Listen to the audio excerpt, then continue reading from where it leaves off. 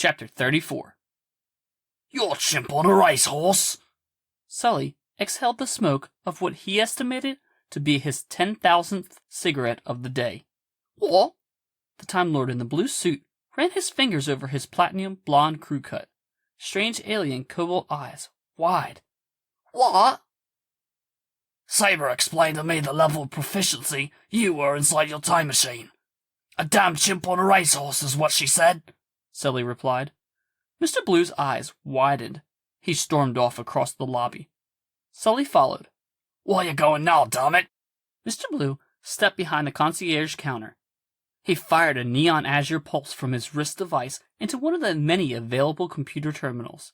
Getting the layout of this place and... The beam dissipated.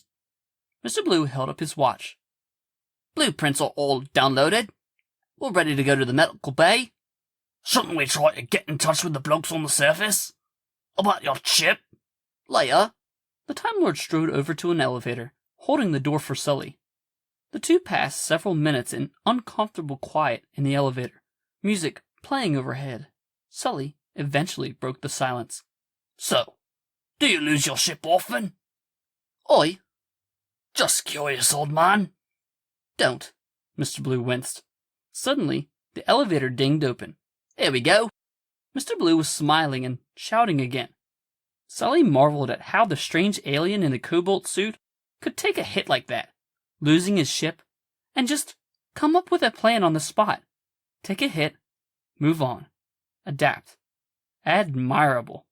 Sully continued after Mr. Blue as they made their way down a long, plush corridor which ended in the familiar red medical cross he'd seen so often in the service.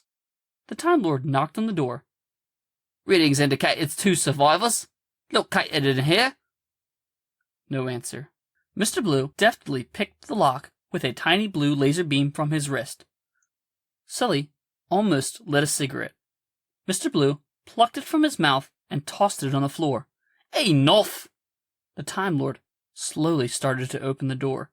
Before he could, 2 short people inside, wearing gas masks, shoved both he and Sully to the floor with a hard crash, aiming weapons at them. Freeze! One shouted. Mr. Blue, on his posterior on the floor next to Sully, raised his hands. Sully followed suit. Who are you?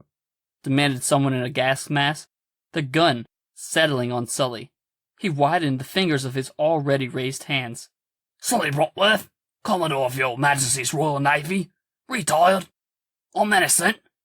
Of what? Sully looked around. I don't know. Pick something. A gasping voice demanded the same of the Time Lord in the cobalt suit. Capez. Oh, Mr. Blue. Capez, Mr. Blue? Who the hell is Kappa? Mr. Blue. Just Mr. Blue. The gun lowered closer to the Time Lord's face. Why are you here? I'm a traveller. This is a blocky hotel. We cannot be that uncommon. The 2 strangers in the gas masks looked at each other briefly and whispered something before running very fast down the corridor and away from Sully and Mr. Blue, as if their lives depended on it. Sully found this perfectly acceptable. However, Mr. Blue promptly jumped from the velvet carpet and shot both of the gas mask-wearing intruders with a bolt of teal lightning. They were frozen in place, suspended in time. Mr. Blue looked over at the slowly rising Sully. Okay, now maybe we can get somewhere. Shall we? The Time Lord slowly removed the gas mask.